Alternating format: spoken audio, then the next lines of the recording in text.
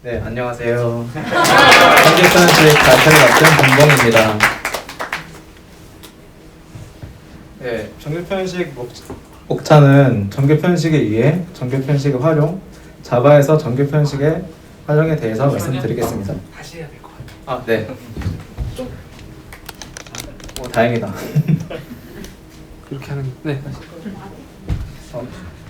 그냥 빈봉이 더 들어와야 될 것 같은데? 아우 좋아요. 좀 더 이쪽으로.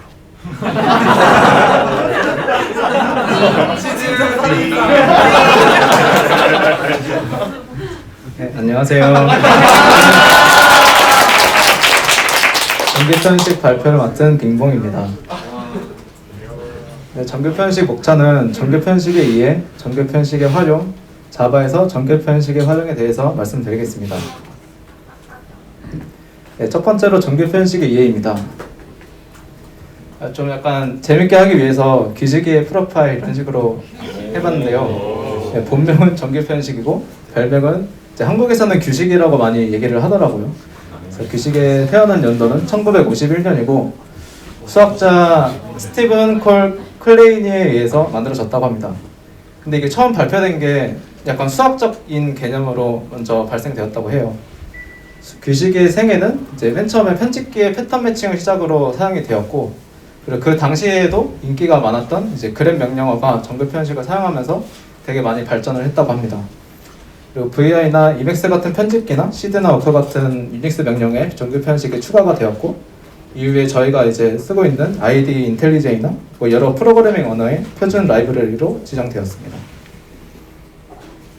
네, 규식의 능력은 특정 패턴을 가지고 문자열을 찾을 수 있다는 것인데요. 네, 정규편식이 있는 것과 없는 것의 차이를 말씀드리겠습니다. 그러니까 간단하게 이해를 하기 위해서 쉽게 약간 전압의 유효성 검증 요구사항을 넣어봤는데요. 간단하게 맨 앞에 번호는 010으로 시작해야 되고 대시로 구분되며 구분된 숫자는 4자리 숫자가 와야 합니다. 만약에 이게 정규 편식이 없다면은 저희는 이제 if문으로 밸리데이션을 하겠죠. 근데 하다 보면은 너무나도 많은 if문이 생겨날 거예요. 사실 이게 되게 간단한 정규 편식이라서 그렇지 되게 복잡하다면 엄청나게 많은 if문이 생겨나겠죠. 근데 정규 편식을 사용한다면 이런 식으로 한 방에 해결할 수가 있습니다. 네, 규식의 능력을 살펴볼게요. 이제 크게 뭐 메타 문자, 수량자, 그리고 뭐 그룹화 되게 여러 가지 기능이 있는데 일단 여기에서는 이제 메타 문자, 수량자를 위주로 말씀을 드릴 거예요. 근데 메타 문자, 수량자를 얘기하는데도 저는 잘 이해가 안 가서 조금 찾아봤습니다. 메타 문자, 수량자는 네, 문자를 나타내는 문자가 메타 문자고 앞문자의 개수를 수량자라고 말합니다. 그리고 정규 편식은 패턴 구분자 시작, 그리고 작성할 패턴 구분자 끝, 패턴 변경자로 이루어지는데요. 이게 사실 언어마다 달라가지고 기준이 좀 다른데 이번에는 약간 자바스크립트 위주로 설명을 하겠습니다. 패턴 구분자는 모든 것이 될 수 있는데 보통 슬래시를 많이 사용한다고 하고요. 그리고 패턴 변경자는 되게 여러 가지 옵션이 있는데 이것까지 설명하게 되면은 너무 많아질 것 같아서 패스를 하고 저희가 중요하게 집중할 거는 패턴을 설명드리겠습니다. 네, 첫 번째 메타 문자로 점이 있는데요. 점이 그 슬래시 안에 이제 패턴으로 들어가게 되는데 점은 이제 모든 문자를 나타냅니다. 그래서 여기 보시면 숫자나 점이나 뭐 공백, 뭐 콤마 이런 것들을 다 표현하게 됩니다. 그리고 대괄호는 대괄호 안에 들어가 있는 문자를 찾는데요. 대괄호 안에서 이 웃음 표시 얘는 낫을 의미를 해요. 그래서 일단 낫 없는 것부터 얘기를 하면은 점 C, U를 찾는다면은 점과 C와 U를 찾고 여기 맨 앞에 눈웃음 표시가 들어간다면 점과 C, U를 제외한 모든 것을 찾습니다. 그리고 오어는 저희가 자주 사용하던 그 메타 문자라 다들 아시겠지만 이런 식으로 오어로 표현할 수가 있고요. 그리고 점 보시면은 아까 패턴으로 사용됐기 때문에 이거는 이스케이프 문자열로 사용하기에 점은 이렇게 표현식으로 될 수 있습니다. 그리고 백슬래시 S는 공백을 나타내고요. 백슬래시 D는 숫자, 백슬래시 W는 영문자 모두 숫자 밑줄을 나타냅니다. 그래서 백슬래시 S와 백슬래시 W를 사용하게 되면은 얘와 공백 모두를 표현하게 돼서 점과 컴마와 느낌표를 제외한 모두를 나타내게 되고, 그리고 백슬래시 D와 여기 대문자와 소문자를 나타내서 숫자와 그 영문자, 대문자, 영문자, 소문자를 나타내게 됩니다. 그리고 여기 안에 들어가는 대시는 A부터 Z까지 모든 것을 표현할 수 있게 된다는 뜻입니다. 그래서 영문자의 대문자 모두를 나타내요. 네, 다음은 수량자입니다. 수량자는 이제 플러스와 별표가 있는데 여기 그리고 중간에 이제 숫자를 넣어서 표현을 해줄 수가 있어요. 그래서 맨 앞에 보시면은 숫자래. 소문자 5가 있고 거기 안에 숫자 1이 들어가 있는데 그 영문자 5의 하나를 뜻하는 거거든요. 그래서 얘네들을 모두 표기하게 되고요. 그리고 백슬래시 뒤에 플러스가 들어가 있어서 숫자의 하나 이상이라서 이 모든 걸 나타내게 됩니다. 그리고 대문자에 A 별표가 들어가 있는데 대문자 바로 뒤에 소문자 A가 0개 이상이잖아요. 그래서 없거나 있거나를 뜻하게 돼서 없는 경우에는 뭐 C나 U나 뭐 J, U, N 이걸 뜻하게 되고, 만약에 있으면은 이제 J, A처럼 찾을 수 있게 됩니다. 그리고 이 표현식은 왼쪽과 오른쪽이 동일한데요. 이처럼 그 얘가 1보다 그 n개 이상이니까 1보다 크면은 이제 플러스와 동일하게 되고 0보다 크면은 이제 별표가 되는 것처럼 얘가 동일한 패턴이 되게 됩니다.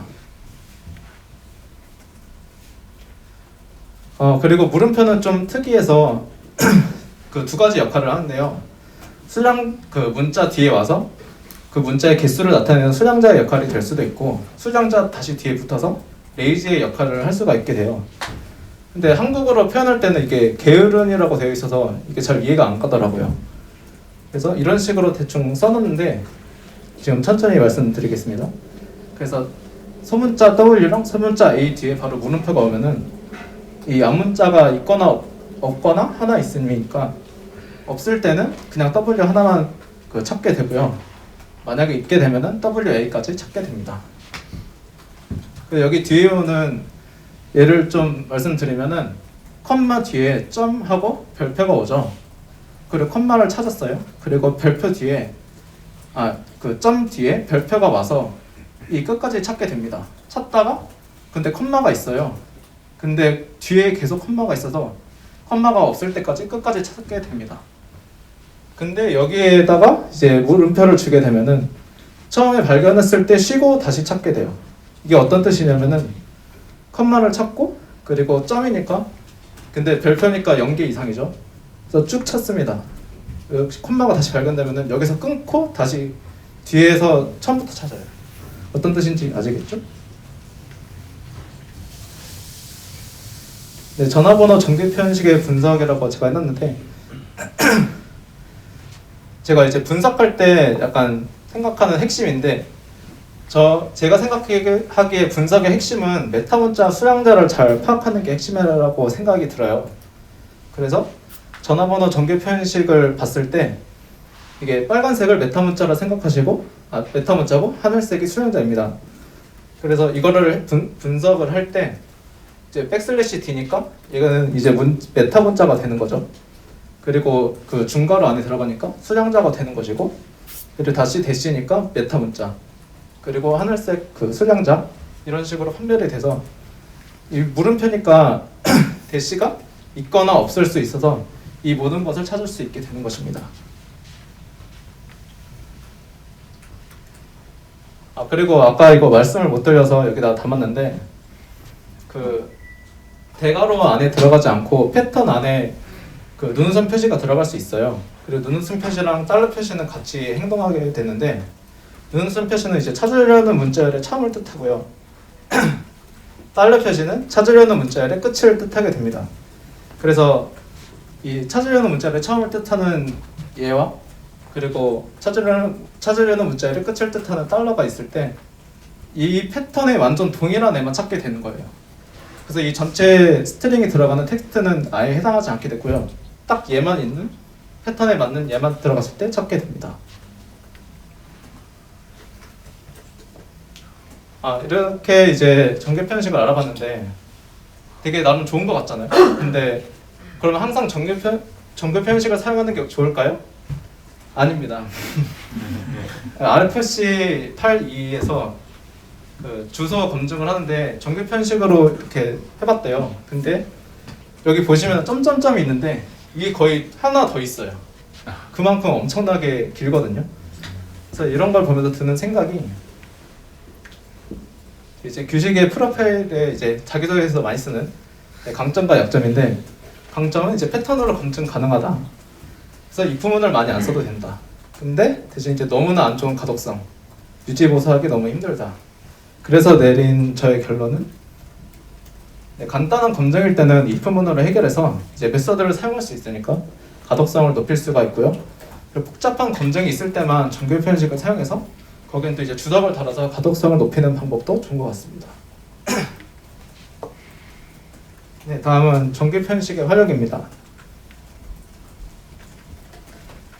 정규 편식은 어디에 쓰일까 많이 찾아봤는데 생각보다 되게 여러 곳에서 쓰이더라고요.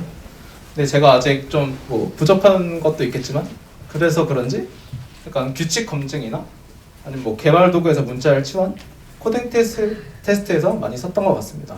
그래서 얘네 둘을 위주로 해서 예시를 한번 들어볼게요. 네, 개발 도구에서 문자열 치환 경우가 있습니다. 대부분의 이제 IDE에서는 정규 편식 문자열 치환을 지원을 하는데요. 이제 바꾸기를 했을 때 이쪽에 이제 정규 편식을 사용하는 버튼이 있어요. 그래서 그 버튼을 누르고 사용하면 되는데, 그래서 저 같은 경우에는 이번에 진행을 했을 때 인덱스 이름 앞에 IDX라는 문자열을 넣어주고 싶었어요. 그래서 얘가 이제 인덱스 명이고 얘가 테이블 명인데, 그래서 패턴을 이런 식으로 가져갔었거든요. 이제 백틱 안에 백틱 아닌 애들, 대괄호 안에 이제 그 눈웃음 표시가 있으면은 그 제외한 애들이잖아요. 그래서 백틱을 제외한 애들의 그 전체를 뜻하게 되고요. 그리고 괄호를 붙여서 이런 식으로 달러로 표시를 해줄 수가 있어요. 그래서 지금 여기서의 달러 같은 경우는 이제 커멘트 언더바 포스트, 뭐 메일 언더바 워스 언더바 이메일 이런 애들이 들어가서 이런 식으로 바꿀 수, 치환할 수 있게 됩니다. 네, 그 다음은 자바에서 정규 편식의 활용입니다. 네, 코딩 테스트에서 몇 가지 요구사항을 이제 수정해서 가져왔는데 첫 번째는 이제 문자열에서 알파벳 대문자, 숫자, 더하기, 밑줄, 마침표를 제외한 모든 문자를 제거하라. 그리고 두 번째는 문자열에서 마침표가 3번 이상 연속된 부분을 하나의 마침표로 치환하라 라는 요구사항이 있었는데요. 첫 번째 보시면은 되게 if문으로 해결하면 되게 어려울 것 같은데 정규 표현식을 사용하면 되게 쉬워요. 그래서 대괄호로 묶어주고, 그리고 알파벳 대문자랑 숫자, 그리고 더하기, 밑줄, 마침표를 넣어주고 맨 앞에 이제 그걸 제외하는 눈웃음 표시만 넣어주면은 해당 모든 문자를 이제 찾을 수가 있습니다. 그래서 제거하니까 공백을 리플레이스먼트로 넣어줘서 쉽게 제거를 할 수가 있고요. 그리고 마침표 같은 경우도 뒤에 수량자를 넣어서 3개 이상이니까 뒤에 M에다가 아무것도 안 넣어가지고 그 문자를 모두 표현할 수 있게 됐습니다. 그리고 마침표를 치환하면 되니까 리플레이스먼트에 점 하나를 찍어주면 되겠죠. 그리고 여기서 생각할 부분이 조금 있는데요. 스트링 클래스의 replace all 메서드를 보면은 여기서도 이제 패턴.compile 사용을 하고 있어요. 그리고 패턴.compile에 들어가 보면 항상 new 패턴으로 항상 새로운 패턴을 만들어내거든요. 근데 사실상 패턴은 바뀔 일이 많이 없어요. 그래서 이 패턴을 계속 만들기보다는 아예 정적으로 빼서 패턴을 한번 만들어주고 매처를 통해서 리플레이스 어를 해주면은 좀 더 성능상의 이점을 가져올 수 있습니다. 그리고 이건 저희가 배웠던 내용이라 넣어두고 싶어서 넣었는데, 패턴 객체는 불변 객체예요. 이게 그 생성자의 접근 제한자를 보면은 프라이빗으로 되어 있고, 여기 보시면 컴파일로 이제 항상 new 패턴을 해서 생성을 하거든요. 육 패턴을 사용함으로써 이제 불변객체로만 만들 수 있고, 그리고 보시면은 스태틱으로 되어 있어서 항상 정적 팩터리 메소드를 사용하고 있습니다. 그리고 불변객체로 사용하고 있으니까 스레드 세이프하다는 걸 알 수 있죠. 그리고 매처 클래스 사용 시 주의할 점입니다.